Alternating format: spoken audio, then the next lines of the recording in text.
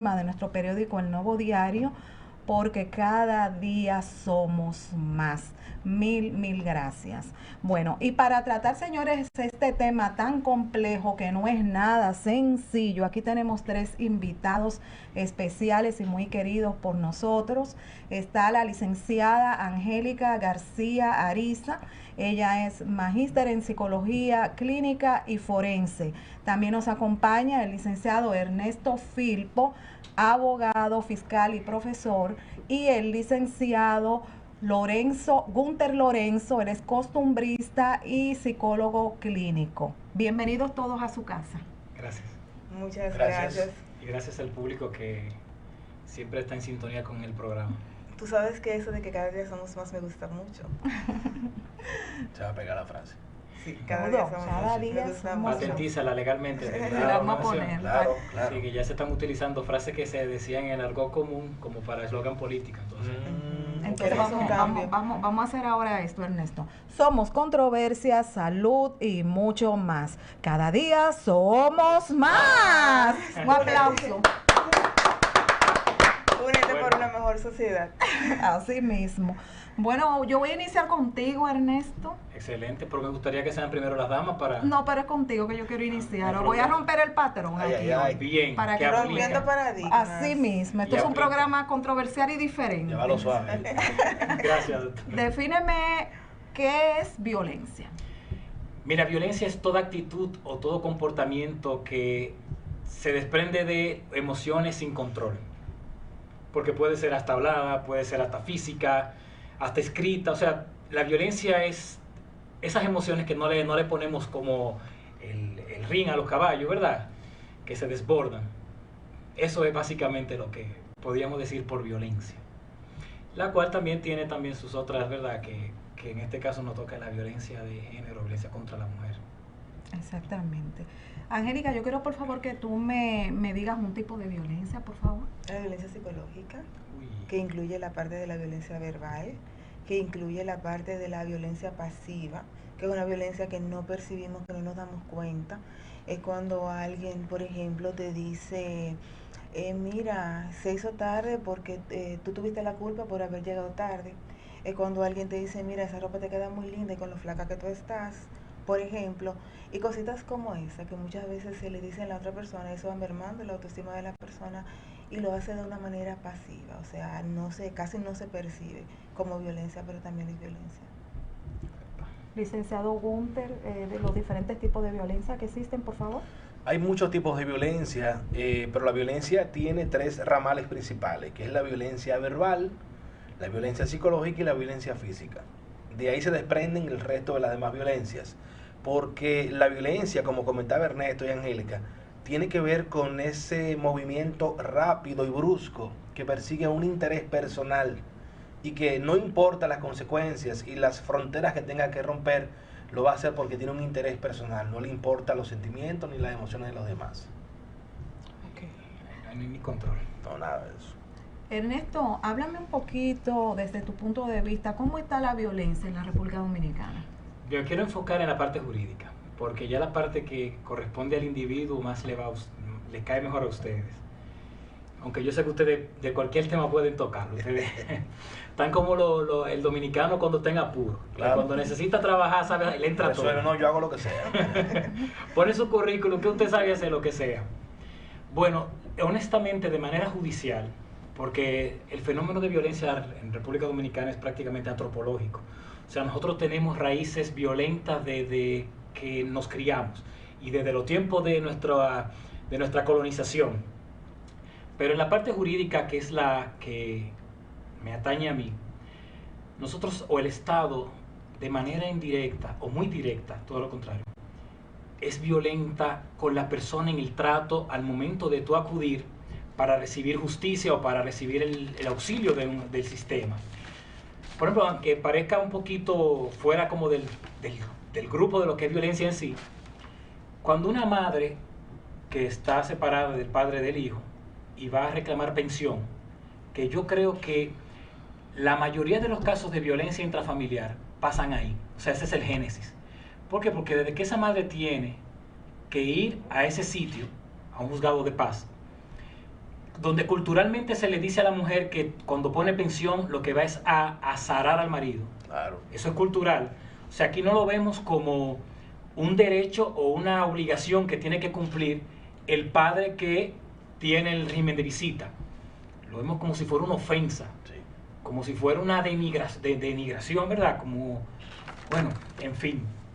Y entonces en ese sitio donde se supone que deben tratarte, te exponen ante el público, donde todo el mundo está viendo las intríngulis de tu familia o de la relación entre tuya y el esposo, donde eso es como si fuera un circo. Yo quisiera que ustedes tuvieran la oportunidad de ir a un juzgado de paz para que vean cómo en el estrado los jueces y las partes a ambos lados comentando las cosas de sus intimidades y el público mirando, contemplando ese show, Wow.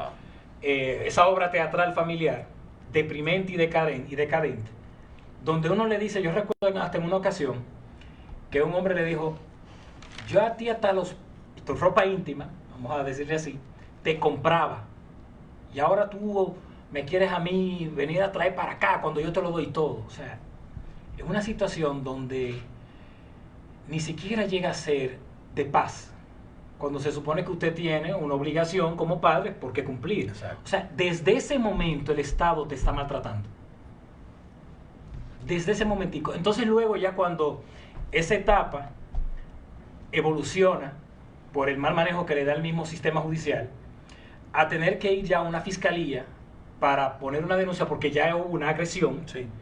sin entender que también dentro de las agresiones que hay o de las ramificaciones que el mismo doctor dijo, está la económica, que cuando tú no das el dinero de la manutención, tal vez buscando alguna retribución sexual por parte de la mamá, o porque simplemente tú lo que quieres es poner a coger lucha a la madre. Entonces ya pasan a fiscalía de violencia de género. Entonces allí las largas filas, las horas que no terminan para darte un servicio, y el servicio al cliente que te da, o el servicio al ciudadano, que te da el personal que supone que está ahí para darte una solución y para entender y hacer empatía con tu situación. Que no los culpo a ellos porque es tanto el volumen que, por ejemplo, la provincia de Santo Domingo, de personas que van con este tipo de situaciones, que prácticamente se inhumanizan. Cuando hasta nuestro Código Penal, vuelve otra vez que algo en el sistema, establece que este tipo de personas no pueden durar en esos sitios más de 3 meses. Wow. Y aquí, sin embargo, se eternizan. O sea, esos fiscales y el personal administrativo que labora en esos lugares, se llega ya a entender como que esas cosas son normales, son cotidianas, no pasa nada y no tiene una consecuencia a futuro. ¿Van viendo? Entonces ya de ahí, si la persona quedó viva, y quiero ser, bueno, soy penalista y los penalistas no podemos ser blandengues, tenemos que decir las cosas tal cual son. Si la señora o la parte que fue agredida la asesinan, o queda viva, vamos a poner que queda viva, y tiene que ir entonces a un tribunal, ya en instancias ya más formales, los reenvíos, la revictimización, porque tiene que ponerte al lado del que te agredió. Claro. Con la familia de él, porque te ponen, por ejemplo, una orden de alejamiento. Pero la orden de alejamiento lo que es un papel. O sea, en definitiva es un papel, porque también tú recibes violencia psicológica por parte de los familiares. Claro. Que te tratan mal, que tú, mira, que quieres destruir tu familia, que tú, o sea, el tú a la víctima. Entonces el sistema, que se supone que también debe regular eso, no ve esas situaciones a futuro, sino como que la quiere resolver ahí, como en el presente. Y no mide ni siquiera los tipos penales de acuerdo a la agresión. Aquí hemos visto casos donde a la persona le dan 11 puñaladas y lo queremos tratar como un simple golpes y heridas. Pasó reciente. Sí, no, pero ese es porque salió a la luz pública por las agravantes del mismo proceso, ¿verdad? Okay. Porque habían fiscales que permitían esas sinvergüenzadas. Y quiero llamar la atención en esto, que hemos querido apuntar mucho a la parte de fiscalía, cuando también la parte de la judicatura, los jueces, que son los que validan los acuerdos o validan cualquier acción judicial, permitieron eso. O sea, nosotros como abogados, si hay que buscar jerarquías de responsabilidades, creo que los jueces es el que debería recaer más, Claro. porque ellos dieron adquiescencia. Al final. Sí. ¿Entiendes? Entonces, tenemos todo un sistema de justicia que no colabora o no contribuye para reducir este flagelo que de verdad nos está ocasionando un daño que no se va a ver por lo menos en un lustro, en 5 años, pero 10 o 20 años, esos niños que están subiendo sin papá, sin mamá, con la frustración de que fue lo que pasó, eso va a tener una consecuencia. Sí. Algo tiene que pasar. Esos niños, de alguna manera, van a accionar en sus vidas y yo no creo que sea de manera pacífica, a menos que sean tratados. Bueno, eso es, por lo menos esa es mi parte. Sí. Angélica, ¿por qué y cómo una persona se convierte en un agresor? Mira, desde la infancia puede ser que haya sufrido algún tipo de maltrato por parte de sus padres, puede ser que haya visto algún tipo de maltrato por parte de sus padres, puede ser que genéticamente también tenga familiares que hayan estado bajo esa situación de maltrato. También está lo que son los estresores ambientales del medio ambiente, influye muchísimo. Cuando tú, para que te respeten, tú tienes entonces que ser el más fuerte y tienes que convertirte en una persona agresiva. Está la falta de políticas públicas para encaminar a esos muchachos o esas muchachas a donde deberían ir aprendiendo ese tipo de conducta que deben aprender. Está también la disfuncionalidad en los hogares, los roles parentales, que ellos también asumen roles parentales, que son los machos alfa de la casa y que tienen que mantener la familia, ese tipo de cosas. Eso es entre otros, para no extendernos. Licenciado Gunter Lorenzo, yo quiero saber en el caso específico de la mujer, ¿por qué hay muchas mujeres que aguantan esa violencia que tienen dentro del hogar? Y otra pregunta más, háblenme sobre los ciclos de la violencia. Importante, hay mujeres que aguantan violencia porque malinterpretan el amor y entienden y creen que cuando un hombre te golpea es porque te ama, que cuando un hombre te cela y te rompe una ropa en la calle es porque él no quiere que tú andes con ropa muy pegada, porque él es muy pulcro. Entonces se acostumbran a ser personas que pierden ellos mismos el amor propio y deciden quitarse ese amor y dárselo al otro. Entonces, cuando una mujer recibe maltratos y no lo denuncia, y lo recibe y se queda callado, y atribuye, como dije, me dice una paciente que fue a mi consultorio, lo que pasa es que yo soy muy movida, muy chiviricona, y él me da para enderezarme, porque es que yo me lo merezco, yo me lo busqué. Usted ve este golpe, él no es que él es malo, es que él se pone violento y yo lo saco de sus casillas. En cuanto al círculo de la violencia, pudiéramos hablar el hecho de que cualquier cosa puede detonarlo. Tuvimos un caso de un muchacho que lo llevaron por una conducta mala al psicólogo, y cuando nos vimos la historia, todo vino porque su amiguito, que ese día llegó al colegio porque la madre lo castigó, llegó molesto y lo encontró a él en el camino, en el colegio, y le pegó.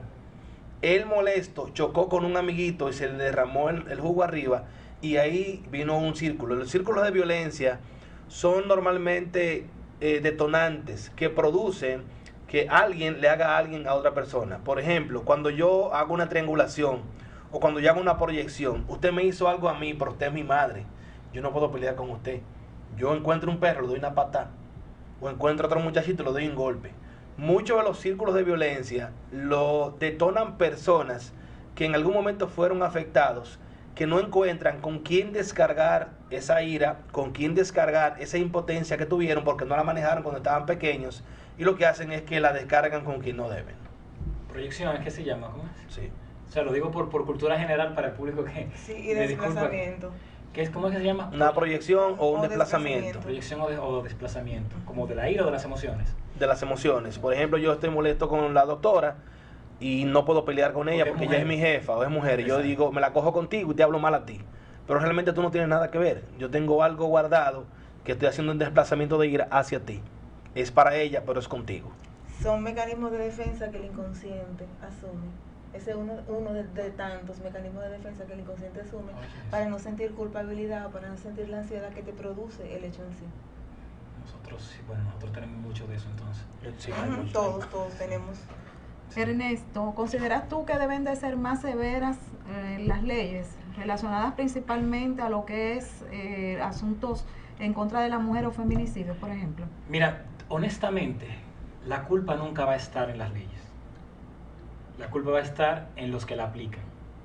Fíjate que nuestro código penal o procesal penal, que es el código que más, como un libro del profesor Bosques dice, Judas Iscariotes el calumniado, O sea, ha sido el código que más maltratado ha sido, que más vituperado ha sido, porque la gente cree que la solución es ahí que está. Y no es así, son los actores que implementan este código. Porque el código establecía, por ejemplo, en el caso de San Pedro de Macorís, establece formas para tú llegar a un acuerdo con la víctima de cualquier proceso. Y no se respetaron. Wow. Alguien violentó ese proceso. O sea, el código te establece unos parámetros, unos canones que son para prever todo eso. De hecho, nosotros contamos con la figura del juez de la ejecución. Es un juez que se encarga como de supervisar, de que si a ti te pusieron que no puedes acercarte a esa persona por tantos años, que no te puede vivir por lo menos 400 metros a la redonda, no puedes fumar, no, o sea, tiene ciertos requisitos. Ese juez está para supervisar que esas cosas se lleven al pie de la letra. Okay. Y aquí no hay... Usted no conoce un informe del juez de la ejecución de la pena. No, se menciona, pero no así. De hecho, hasta te dice, tiene que visitar al psicólogo, al centro conductual que está allá en zona colonial. Dije el doctor Luis Berger. Ajá, exacto, sí, muy bueno, doctor Berger. Excelente. Y tú ves que no hay una supervisión. Podemos entender que será por el volumen de los casos, ¿verdad? Podemos entenderlo, pero es que, señores, esto es un asunto que se ha vuelto pandémico. Claro, a diario. Al día de hoy, prácticamente si lo calculamos por horas, matan una cada 3 o 4 horas. Una mujer. O viceversa, porque también el caso es hombre y mujer, hemos visto también que ha evolucionado el tipo penal, o sea, la acción delincuencial, de que también las mujeres ya se están defendiendo. Sí. Están tomando acciones represivas, hacen así, cogen la última que leí fue con unas tijeras. Sí.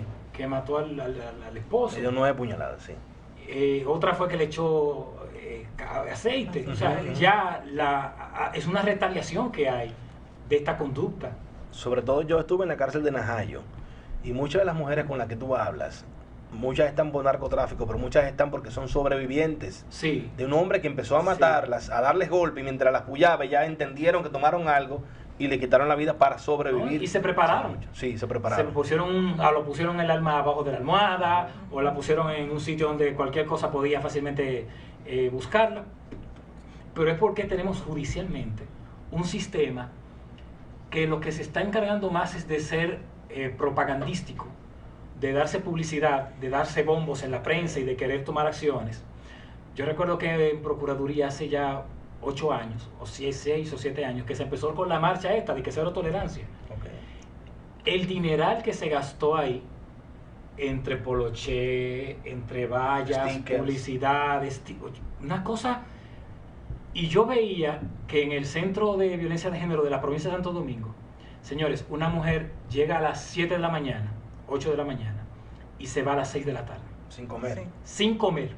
Sobre todo eso es importante. Porque este sistema de justicia es tan voraz, que por ejemplo una mujer que tiene, porque la jurisdicción de la provincia de Santo Domingo, o del país, aquí en la capital, fue como tan acomodada la manera en que se distribuyeron las jurisdicciones, que una gente que vive en Pedro Brán,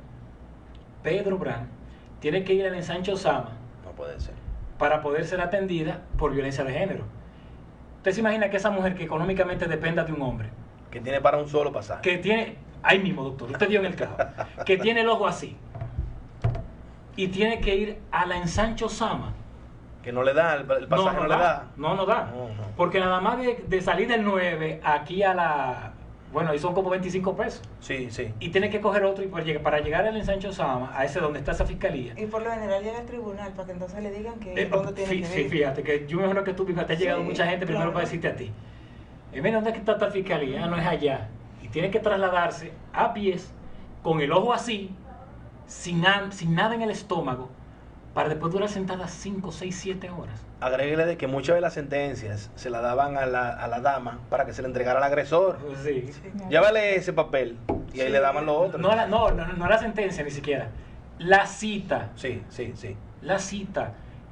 Pero, o sea, es que no ha habido un protocolo de cómo tratar estas cosas.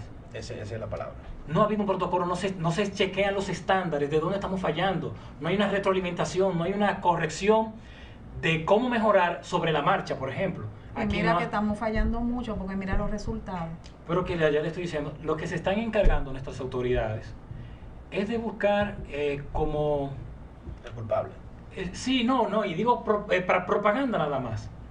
De decir que se está haciendo, de mirar las estadísticas, de qué vamos a hacer, de qué tal cosa, de para la, pero nada concreto. O sea, mejor quédense callados, evítense las notas de prensa y actúen. Usted va allá, yo cuando era Ministerio Público, a veces no quería ir a hacer un descenso, doctor, y ni para el combustible había. Wow. ¿Tú entiendes? O sea, esperamos la situación ha mejorado un poquito, pero creo que en vez de estar pagando publicidad, que para marcha, que para decir que la violencia de género, que pagándole a modelos o a figuras públicas del país para que digan no a la violencia, vamos a fortalecernos como institucionalidad. Claro que sí. A nuestros empleados capacitarlos en este tipo de delitos, a nuestros funcionarios que ya, Ministerio Público y jueces, hacerlos entender que sean más empáticos con la víctima y entender más el punto, porque también no creyendo que condenando o metiendo presos se va a resolver, eso no es verdad, porque de hecho cuando se calcula la pena, cuando son agresiones de 1 a 10 días, tú no duras más de 1 año, 2 años preso, o sea, y eso... Cualquier individuo aquí te la pasa como si nada. Claro. Esto es un país donde hay muchísimas personas, que por eso como hablamos ahorita de las personas que cuando te chocan de una vez te quieren agredir. En este país hay personas que están mejor presos que sueltos. Wow. Aquí hay gente que le va mejor en negocios, en su alimentación, estando preso que estando en la calle. Y ese mismo, como no tiene nada que perder, es capaz de lo que sea. Imagínate en una situación familiar donde tenga que la mujer porque le exija que ponga el diario de la comida y él entienda que él no tiene que poner nada de eso y la mate, la agreda, va a coger su cárcel tranquilamente. Hay un común denominador que yo he observado. En gran porcentaje las mujeres que reciben maltrato de sus maridos o que llegan a la muerte ya habían puesto una denuncia. Sí, y de hecho no hay una educación en cuanto a cuando se recibe la víctima, porque le dicen, o sea, ¿para qué tú vas a poner una denuncia si tú vas a estar acostada con tu marido el otro día? Wow. Y yo he visto casos así, sí. Y no le aceptan la denuncia. Wow. Vámonos ahora al mundo de los niños, y me voy con Angélica. Vemos algunos casos, Angélica, de niños de 2 años en adelante que comienzan a patear a otros niños, que los muerden, que le dan golpe a la hermanita, que hasta al papá y a la mamá. Podemos considerar esto que son futuros agresores. Y también cómo podemos detectar si un niño puede llegar en un futuro a convertirse en un agresor. Mira, los niños tienen que expresar lo que sienten y cuando están molestos lo expresan de esa manera. El hecho de que un niño te muerda o te patee no significa que es agresor, simplemente no sabe cómo expresar lo que siente. Entonces, el padre ahí debe indicarle cómo va a expresar esas emociones. O sea, cómo va a decir lo que está sintiendo. Entonces, eso no te va a decir que el niño va a ser un futuro agresor. Ahora, ya un niño más crecidito que maltrata a un animal, por ejemplo, un gato, un perro, que le patea y eso, ahí tú puedes ver, por ejemplo, que sí puede haber una conducta violenta o agresiva. De lo contrario, no es normal. Es una forma de expresión. Ellos no saben cómo expresar la ira, la rabia y muerden, patean y eso, hasta que no se les enseña cómo hacerlo. Gunter, ¿quiénes son más violentos, los hombres o las mujeres, desde tu punto de vista? Y quiero hacerte otra pregunta más. Fuego. La segunda es, ¿podemos hablar de niveles?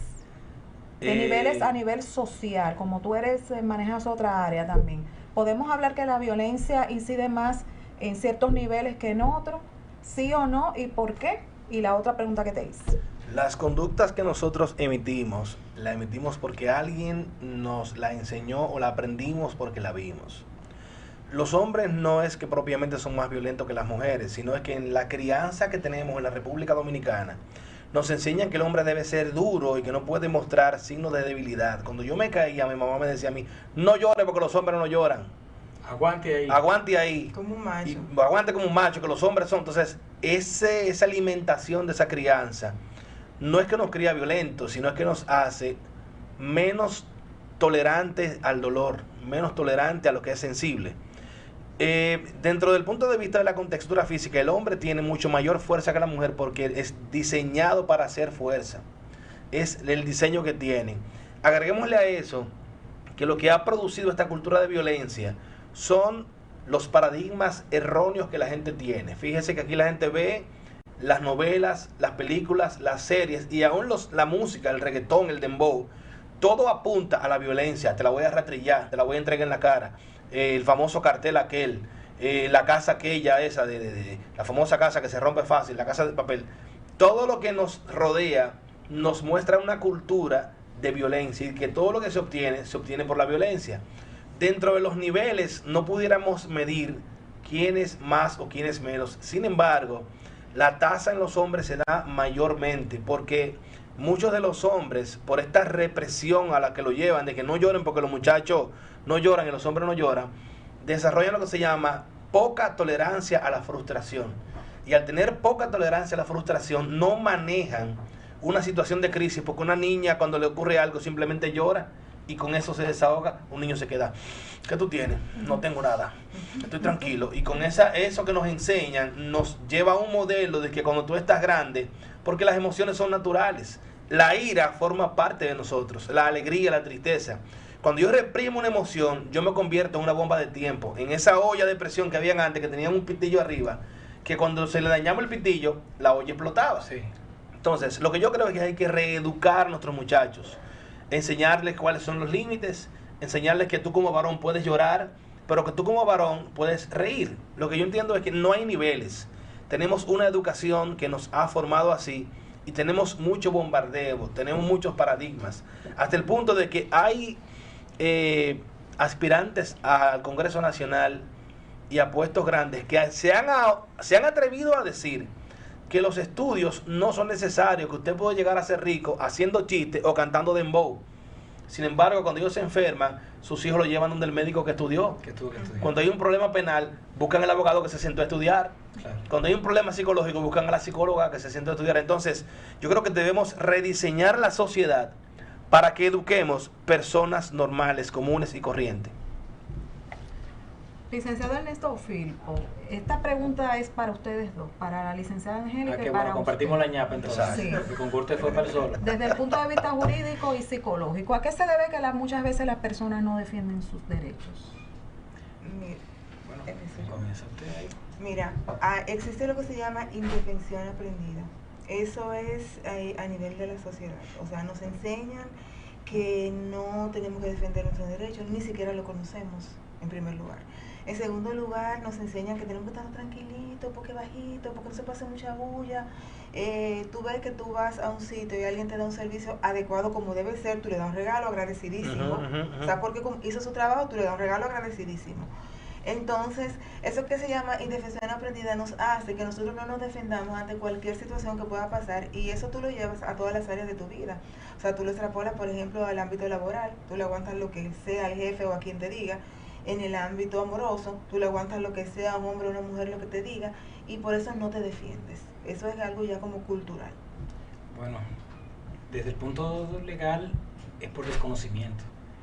O sea, aquí carecemos de una cultura de educación en lo que son nuestras leyes que nos amparan ante los atropellos de terceros, incluyendo el mismo Estado. Por ejemplo, yo a mis estudiantes tengo que constantemente, aunque sean materias, por ejemplo, de ética profesional, que es una de las materias que yo imparto, tengo yo que decirle, miren, su constitución dice tal cosa. Ellos desconocían eso, porque aquí no tenemos cultura. Fíjense que en Estados Unidos todo el mundo sabe lo que es la quinta enmienda. Sí. Ustedes no sé si se fijan, la quinta enmienda. Permiso de portar un arma de fuego. También, que es la 2. Es la segunda enmienda. Ajá, la segunda. ¿Por qué? Porque ellos tienen una cultura de entender cuáles son sus derechos y cuáles son sus deberes. Allá desde chiquito tú ves que el niño sabe que tiene que ir a su escuela. Llueve, truene o vente. Con nieve, y para afuera. Y aquí entendemos que, o sea, el niño se le enseña que tú puedes hasta postergar. Ahí fíjense que salió en el periódico que el asunto de los profesores dijo que ya la clase va a ser hasta este viernes, cuando en el calendario decía que era hasta el 20. Sí, la ADP. Ajá, la Sí. ADP.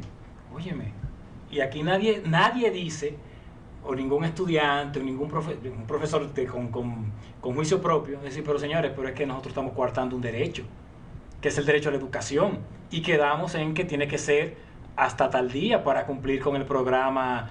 O sea, no vemos eso. Y eso, ¿qué pasa cuando tú desconoces tus derechos? Que es un músculo. Que eso, así que se dice que los derechos son como un músculo que si tú no lo entrenas, se atrofia. Ahora, si tú lo entrenas, se pone fuerte y se pone más, ¿verdad? Con más capacidad.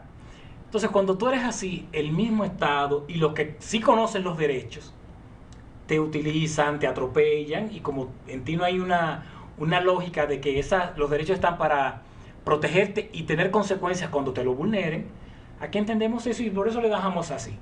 Y lo vemos como solamente como cuando se te agrede físicamente, pero no, derecho es hasta cuando a ti tú vas a un centro comercial y si faltaba un peso, a ti hay que devolverte tu peso. Claro. Coge 2 mentas, dame mi peso. ¿Entiendes? O sea, es saber, tener conocimiento, el Estado a través de sus mecanismos, ¿verdad? Ya sea educación superior, educación, o en las mismas universidades, enseñar o tener una cultura de derechos y deberes, de explicar eso.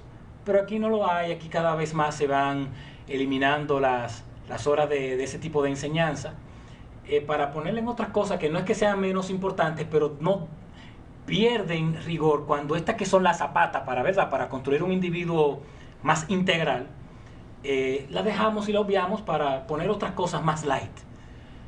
¿Entiendes? Entonces cuando básicamente es eso, una cultura de desconocimiento, de ignorancia, de poca comprensión de cuáles son nuestros acicates de nuestros derechos y nuestros deberes. Básicamente es eso. Gunther, ¿puedo hacerme daño a mí misma? ¿Puedo violentarme a mí misma? ¿Por qué? Sí, a propósito, y usted y yo estamos conectados, iba a hablar precisamente del autodaño, de autoinfligirse. En psicología hay un trastorno que está muy ligado y le llaman borderline, que tiene que ver mucho con este trastorno límite de la personalidad, que son individuos que atentan contra su vida, hasta el punto de que se hieren. Yo tuve una paciente que ella, cuando la mamá la reprimía, ella se autolesionaba y usaba siempre sueras hasta la muñeca, pero cuando se la levantaba tenía todo, casi 8 o 9 pulgadas, todo roto aquí, hasta el punto de que ella escribía en un cuaderno con su sangre cómo se sentía de ánimo. Y este tipo de gente no solamente se puede herir, se choca contra la pared, se choca contra un lugar, y es un tipo de violencia, de situaciones que hay internas, de situaciones de proyecciones que la están haciendo en ellos mismos, de situaciones de abuso que hay a lo interno, porque muchos de estos muchachos a veces están siendo abusados por un tío, por un primo, por alguien que está cercano, y no encuentran ellos cómo canalizar estas condiciones, hasta el punto de que terminan tomando la decisión de, si es una chica, de que le gusten las mujeres porque un hombre las agredió. Y en el caso contrario, si es varón, de que le gusten los varones porque una mujer le agredió. Entonces, la autoflagelación, el autocastigo también es un tipo de violencia. Cuando usted se golpea a usted, se hace daño, también es un tipo de violencia. Podríamos agregar también el consumo de sustancias. No. Eso es autoflagelación. Ahí dañamos el cerebro. O sea, cuando yo hasta me emborracho, me alcoholizo, por expresar una emoción, eso es autoflagelarme. Si también llega a niveles de intoxicación muy altos, sí. O sea, ya porque un trago social no te va a hacer. No, claro, ya eso pero es. ya cuando te conviertes, por ejemplo, en un alcohólico, que tú sabes que eso te va afectando, entonces ya eso es haciéndote un daño, haciéndote un daño, autoflagelación. Porque las neuronas del cerebro no se regeneran. Ustedes saben que la carrera de Derecho va muy de la mano con la psicología. Son hermanas. Son muy afines. Mira, y hay situaciones que uno no entiende de violencia. Y yo conozco de muchos casos que las personas pasan a ser alcohólicos es por situaciones de violencia. Claro que sí. Todo está en el pasado. Todo está en el pasado. Y todo lo que le ocurrió a todo el mundo lo podemos encontrar en el pasado. En esa niñez. Como se dice que el que no sabe su historia está condenado a repetirla. Claro que sí. Y en psicología la recomendación básicamente es, todo el que está recibiendo algún tipo de abuso, tiene las autoridades ahí para hacer la denuncia, pero también tiene los psicólogos ahí. Vaya donde un profesional de la conducta humana, el que usted quiera, vaya donde uno que a usted le guste, vaya donde Angélica, visítela, háblele qué es lo que le pasa. Y de seguro que cuando usted hable con uno de nosotros, le vamos a ayudar con su situación, porque los psicólogos no son para la gente que está loca, hay una mala creencia social. El psicólogo es un orientador, el psicólogo es un guía, que va a ver la perspectiva de tu problema desde otro ángulo y te va a decir, pero ven acá, tú estás viendo el sol tú tienes una sombra ahí atrás también. Y las heridas emocionales no se ven, se Pero sienten. aquí no tenemos cultura de eso, de No. psicólogo. De hecho, ni siquiera tenemos cultura de tener cierta responsabilidad jurídica. O sea, la gente hace así, te lo digo por experiencia en nuestra oficina, que vemos que la gente hace tollos jurídicos, o que monta una empresa, o que alquila una casa. De boca. O sea, todo sin los rigores que te establece las leyes para ampararte ante situaciones, ¿verdad?, que se puedan presentar. Lo que pasa en esto es que en nuestro país, nosotros los dominicanos ponemos el candado después. Vamos ya a un médico cuando está tronando. Tú vas ya donde un abogado cuando ya el problema está ahí. Te manejas con los profesionales mayormente cuando ya la cosa está en el tope. Que ya no hay una solución más que sea jurídica, ir a un tribunal. Exactamente. Y yo tengo entendido, por ejemplo, en países como Argentina, la gente va como normal al psicólogo. Sí. O sea, y es entendible, señores, nosotros vivimos con tantos problemas y tantas situaciones que en algún lado tenemos que expresarlas. Por ejemplo, nosotros los masculinos, nosotros tenemos que aguantar una cosa porque sí. Aguante callado. Que es una mala enseñanza. O sea, tú, hombre, puedes llorar como hombre y sentirte triste y deprimirte. Y cabe destacar que nosotros los profesionales que trabajamos con temas así, muy fuertes, también necesitamos mucha ayuda psicológica, porque está lo que se llama la traumatización vicaria, Sí. que es cuando tú sientes lo que la otra persona está sintiendo. Por ejemplo, si tú trabajas, ¿qué te digo?, con violencia, tú entiendes que cualquier hombre que te miró ya te está abusando. Si tú trabajas con divorcio, tú piensas que toda tu vida, que si tú te casas te vas a divorciar. Entonces, lo que le está pasando al otro, tú piensas que te va a pasar a ti. Entonces nosotros anda huyendo inconscientemente. Sí, y a nosotros necesitamos ayuda cuando vemos que ya el tema está entrando en nosotros. No, nosotros los abogados decimos, los penalistas, que cuando una gente me dice cuídate, no sé si es un cuídate porque te quiero, un cuídate de amenaza. Sí, es verdad, es verdad. O sea, de verdad, nosotros necesitamos alguien que nos ayude a entender que también somos humanos y que podemos expresar emociones, no tenemos que reprimirlas. Claro. Que no es fácil, señores. Trabajar con los problemas, ustedes lo saben casi como nosotros. Claro. Trabajar con problemas. Estamos como en el libro de Shakespeare de Macbeth, que le dice, a tragedia la tuya de tener que vivir con los problemas de los otros. Angélica, hemos escuchado y sabemos pues todos nosotros que la violencia es una conducta aprendida. Vamos a poner un ejemplo de una niña cuando aprende a montar bicicleta. Esa niña puede decir, pues ya, no voy a aprender más a montar bicicleta. ¿Qué pasa aquí? No, mira, si es una conducta que se puede, aprendida. Entonces, tomándote el ejemplo, yo puedo decir, bueno, yo aprendí a montar bicicleta a los 7 años. A la edad adulta que yo tengo, yo todavía sé montar bicicleta, pero yo puedo elegir montar bicicleta o no. O sea, no es que se me va a olvidar el montar bicicleta, pero yo puedo desaprender, o sea, lo que sería la conducta de hacer eso. Entonces yo, obviamente, aprendí a montar bicicleta, no es que se me olvidó, pero ya voy a dejar de montar bicicleta. Entonces lo mismo pasa. Las conductas son aprendidas, se pueden desaprender y se pueden generar otras conductas. Por eso nunca hablamos de cambio, hablamos de modificación. Sí. Cuando yo estoy modificando, estoy haciendo algo que es muy diferente al cambio. O sea, yo te cambio esto por esto. Cuando yo te modifico, yo te cambio de grados. O sea, eso que está aquí, te lo pongo aquí, pero en el mismo grado. No sé si me doy a entender. Sí. Entonces, eso pasa. Gunter, háblame un poquito de la violencia en la adolescencia.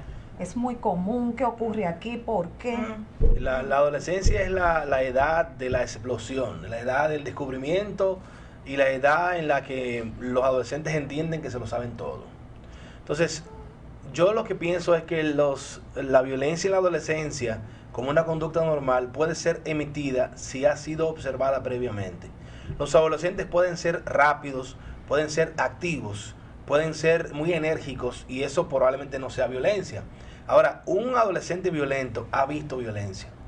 Un adolescente que golpea ha visto que le han golpeado. Y es una de las etapas más delicadas, porque en la adolescencia es que se definen muchas cosas, incluyendo hacia dónde yo me voy a dirigir en términos sexuales.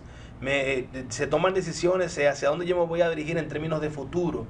Y hasta el punto de que se llegan a tomar decisiones hasta ver hasta dónde yo puedo llegar como adolescente. Muchos de los adolescentes se portan a veces mal desde el punto de vista de las reglas, ¿no? No es porque ellos son malos, es probando hasta dónde pueden llegar. Cuando un adolescente dice, yo quiero mi llave ya yo soy grande, papi, y no me vaya a buscar al colegio, que no quiero que me estén viendo que tú me estés dando besitos. Es un adolescente que quiere demostrar hasta dónde puede llegar pero no sabe. Entonces, la conducta adolescente, cuando ya un adolescente emite conductas violentas, las vio de niño, las aprendió de alguien y ya la tiene instalada. ¿Se puede cambiar la conducta violenta? Sí, se puede modificar la conducta por una conducta diferente. Una pregunta de manera... Nuestros centros penitenciarios se supone que son para reformar conductas. Sabroso. ¿Usted ha visitado centros? Tú Sí, sabes claro, una cosa, claro, tú claro. me robaste la pregunta que te tocaba a ti. No, se la robé, no Es sé. que estamos conectados. Sí, No la- es fácil, ¿no? Todos estamos Sí, conectados. Estamos conectados. No, él se me adelantó, porque era para allá que yo me iba ahora. Y por eso, Eso es robo, por eso eso no se no vale. es hurto, porque el robo es con violencia. Eso es conexión. No, No, pero conexión. es que estamos conectados. No, eso es conexión. Este es un equipo tremendo. Conexión. Nuestros centros penitenciarios realmente tienen la capacidad de regular a un individuo, de volverlo a encauzar en el camino del bien. Es posible. Lo que deben haber es programas que los asuma la máxima autoridad. Pero, doctor, y esto es porque usted ha visitado los centros penitenciarios. Aquí te ponen en una reja, en una prisión, a un asesino que andaba con 2 gramos de marihuana. Sí, lo que sucede es que, como te decía Angélica ahorita, tú no puedes modificar una conducta. Se supone que los programas que tienen las áreas que trabajan con los reos tienen como propósito trabajar lo que es un tipo de terapia ocupacional para que en el tiempo libre este individuo que estaba acostumbrado a meter cuchillo empiece a pulir una madera. ¿Ves? Y probablemente él no va a dejar de ser un asesino. Ya lo hizo. Sí, lo que debe haber es en los centros unas áreas que permitan que el individuo no piense en lo que pasó y que sustituya esa conducta que tenía por una conducta nueva. Debe haber. Debe. Bueno, o sea, Hay programas que son modelos, yo no sé cuál es el modelo que tienen, que le ponen una ropa diferente, un uniforme y tienen algunas normas, pero no sé qué hay dentro en términos de... desconozco un poco eso. de conocitivos, claro. Angélica, ¿cómo yo me puedo dar cuenta que una persona es violenta? Mira, yo diría desde su tono de voz, desde las cosas que te dice, desde la manera en que invade lo que es tu territorio. Esas ahorita que hablábamos de esa agresión, de esas agresiones pasivas que te hacen sentir culpable, que tú siempre tienes la culpa, que tú todo lo haces mal, esos son indicadores de que una persona puede ser violenta. Gunter, ¿cómo yo me puedo dar cuenta que un adolescente es violento? ¿Y cómo yo manejo, en caso de ser una mamá o un papá, esta situación? ¿Qué hago? Los adolescentes violentos rompen las reglas con mucha facilidad. Los adolescentes violentos no conversan, gritan. Los adolescentes violentos no tocan, empujan. Entonces, todo lo que ellos hacen atenta contra las normas y los principios. Lo ideal es, cuando se está criando adolescentes, cuando se crían niños desde pequeños, es que haya límites. ¿Quién es el papá? ¿Quién es la mamá? ¿Hasta dónde yo puedo llegar? ¿Cómo yo debo hablarle a mi papá? Porque en algún momento el niño va a decirle, papi, déjame tranquilo. Y la mamá le va a decir, así no. Esos límites ayudan a que en la crianza, un muchacho que ha sido criado con respeto a sus padres difícilmente le grite. Si un adolescente está gritando, en la infancia hubo algo que no se corrigió y el niño continuó emitiendo la conducta hasta que se instaló y se quedó ahí. Entonces, pero no Tú sabes que tú has dicho algo muy importante, porque cuando el niño no se educa con firmeza, no tiene baja tolerancia a la frustración. Exactamente. Cuando es adulto. Es como en psicología le llaman el conductismo, ¿verdad? Que cuando una conducta no es corregida o no es reivindicada, tiene tendencia a que se replique, se siga ejecutando, se siga patrocinando, ¿verdad? Yo tengo una niñita de 8 años y a veces ella cuando tenía 6 o 7 años que se iba a poner una blusa, lloraba y la trayaba y rompía todo porque no se la podía poner. Y yo le dije a la mamá, no siempre la ayúdala, déjala que ella se equivoque, déjala que ella aprenda. Y cuando ella aprendió a ponerse la ropa, se lo celebramos y ella se la pone. Entonces es una muchacha que si se aprendió a poner un poloché, va a sobrepasar una situación de un novio que la deje y no se va a quitar la vida. Va a sobrepasar una materia que le fue mal y que se la llevó a completivo y la va a dar, no se va a envenenar por eso. Entonces lo que hay que empezar es desde pequeño a trabajar lo que es el entrenamiento y la conducta apropiada, el conductismo de Watson. Ernesto, desde tu punto de vista, causas y consecuencias de la violencia en el mundo jurídico. Bueno, las causas, yo le dije que en la materia penal es la última acción que se debe culpar o sindicar de buscar una solución. Pero las causas serían la falta de empatía por parte de nuestras autoridades ante los casos que se le presentan de violencia. O sea, cuando nosotros tenemos un auxiliar administrativo, un fiscal, un juez y hasta el policía, que ve eso como que no es nada o como que si fuera algo normal o que tal vez hubiese sido peor y no lo fue, ¿verdad? Ya estamos teniendo un funcionario que está normalizando o legitimando una acción ilegal, inconducta, irreverente ante lo que debería ser un comportamiento normal. Y las consecuencias son esto que vemos aquí a cada rato: niños huérfanos por causa de que sus padres fueron asesinados entre ellos mismos, porque ya mata uno y el otro se mata. También tenemos cuando desde niños vemos que en la violencia entre papá y mamá, mamá que le aguanta cosas a papá porque hay que aguantar por los hijos, etcétera, etcétera. Y esta consecuencia viene de ahí. O sea, cuando el sistema no aprieta la tuerca, cuando los otros sistemas fallaron y no aprieta la tuerca, entonces eso es lo que va como causa a derivar, lamentablemente. Mira, hay algo importante que me gustaría destacar a propósito de lo que dice Ernesto: el suicida también mata. O sea, una persona que tiene conducta y de acción suicida es una persona que va, mata y luego se mata. O sea, no necesariamente tiene que ser un abusador solamente, sino que también mata a las personas que tiene a su alrededor y se mata. Entonces, por eso también es importante la parte de las depresiones y la parte de la ideación suicida. ¿Puede una persona, Angélica, agresora, violenta, cambiar? Sí, claro que sí. Claro que sí. ¿Cómo lo puede hacer? Mediante terapia psicológica. Toda conducta se puede modificar. Lo primero que hay que hacer es un buen diagnóstico de qué es lo que está pasando. Si la persona tiene algún trastorno de la personalidad, por decirte algo, sociopatía, que es aprendido y se puede desaprender, obviamente. Entonces, luego que tú haces ese diagnóstico, tú puedes dar entonces el tratamiento adecuado. Algo también importante que quería resaltarte es que cuando una persona es violenta, vamos a decir, es agresiva, o comete algún tipo de hecho o de infracción, por decirlo así, hay algo que se llama en su pensamiento, hay algo que se llama, como se me fue la palabra, Gunther, que se llama percepción inadecuada de la realidad. Entonces la persona entiende que puede hacer cosas y que las otras personas no se van a dar cuenta. Por ejemplo, él te va a robar tu cartera y se va a parar ahí adelante y nadie lo va a ver. Entonces, percibe el mundo así y entiende que las cosas son como las está percibiendo en ese momento y que no son diferentes, y por eso muchas personas hacen lo que hacen y lo hacen a la luz pública. Consecuencias, Gunther, de la violencia a nivel social, pero también a nivel familiar, en ese seno de familia. A nivel de familia, la violencia trae miedo. No hable duro, que papi está durmiendo. Aquí no se puede pisar duro, baja ese televisor, que ese hombre se despierte y ya llevamos todito aquí.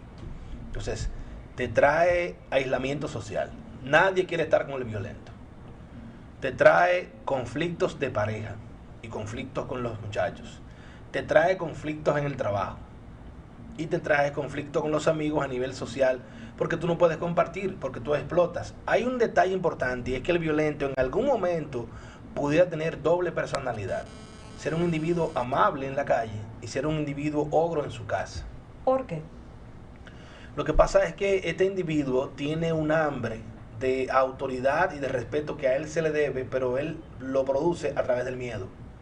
Cuando el violento ataca, lo que trata de mantener es una línea delgada de hasta ahí tú puedes pasar, no pase de ahí. Fíjate que muchas de las mujeres le quitan la querella a sus esposos por temor que le vaya a dañar a sus hijos. Muchas de las mujeres no ponen la querella por temor a que cuando yo ponga la querella este hombre me encuentre y me suene. Entonces, el temor es el común denominador del abusador, que lo utiliza para conseguir lo que él quiere y vivir como un príncipe, pero simplemente en la calle él no lo hace, porque en la calle él va a encontrar uno que lo va a sonar. Pero él ha encontrado una víctima, él ha encontrado una mujer que no conoce sus derechos, él ha encontrado una familia que no conoce la violencia y él ha logrado a través de esto conseguir lo que él quiere. Ernesto, estamos hablando, Gunther acaba de tocar un punto que es muy interesante, habló de temor, pero muchas veces hay mujeres que no ponen esa querella por temor a que saben que a los 3 días esa persona va a estar suelta, que no va a pasar nada, que lo va a resolver. ¿Qué tú opinas? Yo lo que quisiera advertirles, que no tengan miedo. O sea, que sean valientes y se acerquen a estas instituciones. porque es lo que hay. Muchas veces estos casos, y no es contradiciéndome con todo lo que he dicho, muchas veces estos casos sí tienen solución. O sea, sí se puede apresar a la persona, se le puede encausar, se le puede ordenar que vaya a terapia psicológica, todo esto. Pero si tú no tomas un paso de accionar en consecuencia de la situación que se está viviendo, es mucho peor que tú no hacer nada. ¿Entiendes? O sea, la línea que yo le puedo decir a las mujeres, que son en su mayoría las que están siendo víctimas de violencia, que denuncien, que no se guarden para ellas esa situación que están viviendo, que no soporten, ni sea por los hijos, ni sea porque socialmente se le vaya a señalar, ni tampoco porque se crea que el sistema de justicia no le va a dar amparo, que haga la diligencia de ir ante uno de estos centros. Hay siempre uno en la provincia de Santo Domingo, en todas las regiones del país hay uno. O si no, si usted tiene miedo, vaya con su abogado. Que un abogado puede tomar la denuncia en tu nombre sin tú tener que ir a presentarte físicamente a estos centros. Y así tú evitas tal vez esa incomodidad de tener que pasar físicamente por este trajín inicial de la denuncia y todo eso. Pero es hacer algo. Sí. Y quiero extenderme y dar un premio, ¿verdad? O a través de esta vía, a esas mujeres que ahora se están convocando de el violador eres tú. El violador eres tú. Sí, ayer me vocearon en un centro comercial. Me hicieron así, eres tú. Eres tú, eres tú, eres tú. Dije, ¿cómo así? Yo quiero de verdad, mira, la mujer ha sido por muchos años maltratada y vejada. Y creo que esta acción es premiable. Tal vez muchos dirán que es radical, que ¿verdad? Que feminismo. Que es, ¿verdad? Pero es que hay que alzar la voz y esta es una manera de hacerlo. Sí. Esta es una manera, ya tú la ves que hasta en muchísimos países en otro idioma lo están haciendo, lo traducen para emular el ejemplo. Porque tienen que hacerse sentir. De verdad que la mujer en República Dominicana y en todo el mundo siempre ha sido como la que va atrás. Fíjate que se dice, detrás de cada hombre hay una gran mujer. O sea, ¿por qué no puede ser detrás de cada mujer puede haber un gran hombre? Detrás, ¿verdad? O sea, ya ese tipo de movimientos tiene que hacernos entender que hay que cambiar esta cultura, de que usted merece lo mismo que yo. Claro. No porque tú seas hombre o tú seas mujer, es simplemente porque somos seres humanos. Exacto. Nada más. Punto. Háblame, Angélica, sobre esa víctima. ¿Cómo está esa víctima? ¿Cómo está esa autoestima de esa víctima? ¿Qué ocurre ahí internamente? Mira, la víctima, el autoestima obviamente está por el suelo. Se siente mal, se siente muchas veces culpable, piensa que van a decir mis hijos, tú metiste a mi papá preso, la mamá le dice, mira, tú tienes que pensar en tus hijos porque entonces tu papá va a estar preso y ¿qué vamos a hacer? Entonces se siente confundida, entiende que se lo ganó, que se lo merecía, que yo le voy a dar un chance, que él va a cambiar, que yo lo voy a cambiar, que él va a mejorar, que esa actitud yo voy a hacer que él cambie, ese tipo de cosas. Entonces, lo triste es que muchas veces la víctima no reconoce que es víctima, o sea, ni siquiera se da cuenta que está siendo abusada. Porque desde el hogar, por ejemplo, cuando hay algún tipo de negocio o patrimonio, quien lo va a administrar es el hombre, el varoncito, porque la hembra no, porque tú no sabes de eso, tú no sirves para eso. Entonces, como que desde ahí se empieza como con esa desigualdad y luego tú vas al matrimonio y te colocas en ese mismo plano. Entonces, tú misma te desautorizas. O sea, no, eso pasó, pero está bien, vamos a darle otro chance, porque yo no quiero tampoco que pierda su empleo, que pierda su estatus, que pierda nada, y ahí te vas quedando, mientras tu autoestima se va mermando y tú te vas sintiendo cada vez más triste, más desprotegida. Yo no quiero dejar de tocar la violencia sexual, y quiero darte ese punto a ti, Gunther. ¿Qué es violencia sexual? Porque mucha gente piensa que solamente cuando existe una penetración. Explica qué es considerada violencia sexual. Mira, la violencia sexual no solamente es un abuso o una violación, es el tú incluso quitarle la oportunidad como hombre de estar con una mujer para conseguir otra cosa, o utilizar el sexo como una manera de conseguir lo que tú quieres como objetivo. Hace un rato Ernesto comentaba y decía que hay hombres que no le dan el dinero a la mujer para obtener favores con las mujeres sexuales. Eso es una manera de violencia sexual. El hecho de yo negarme a mi esposa, o que la esposa le diga al hombre, Si tú quieres algo, tú tienes que conseguirme tal cosa para yo poder darte esto. Entonces, el jugar con lo que es parte de la sexualidad se convierte en violencia sexual. No solamente es el abuso y la violación, sino también el coartar el derecho, el no estar con tu esposo, el no acostarte con ella como parte de su derecho, es también violencia sexual. Ernesto, tú como abogado, en los casos que cuando nos llegan esos divorcios, ¿consideras tú que reciben muchas peticiones donde pues quieren violentar mucho a nivel económico a una de las partes? ¿Es muy común eso? Muy común. Aquí vemos que la mujer prácticamente tiene que desprenderse de todo por conservar y salvaguardar su integridad física. En la oficina tenemos allá un caso, particularmente hablando, y no revelo mucho tanto por asunto de ética del secreto profesional, donde este hombre, en las estipulaciones, cuando tú haces el divorcio, manipuló sus cuentas bancarias y que para que no le toque nada a la mujer, porque supuestamente la mujer no lo trabajó, cuando sabemos que, óyeme, hasta la estabilidad que te da tu pareja para tú progresar y generar bienestar material, tú se lo debes a ese ser. Sí, claro. De hecho, la historia es interesantísima sobre cómo es que nace esa división de que es mitad y mitad, que fue recuérdense que antes eran los reyes que determinaban las situaciones, y la señora que está con el esposo de ella misma se denigraba, porque es que esto es antropológico. La mujer y el hombre, o sea, siempre ha sido la mujer que ha sido delegada de todo y siempre ha sido la última.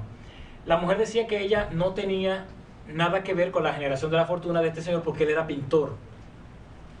Ella no pinta. Ella no pinta, ella no sabe nada, ella lo que le pinta, le lavaba las acuarelas y le tenía en orden sus espacios de... Y el juez le dijo, o el rey, usted se equivoca, porque la estabilidad que usted le da a ese hombre es lo que le permite a él la inspiración para pintar y para tener sus creaciones. O sea, en esta parte que es la violencia económica, per se, ya cuando están en la partición, la mujer está por esa cobardía de no saber, vuelvo y lo digo ahorita, el desconocimiento de sus derechos. ¿Viste que estamos conectados, doctor? Sí. Por desconocimiento de sus derechos,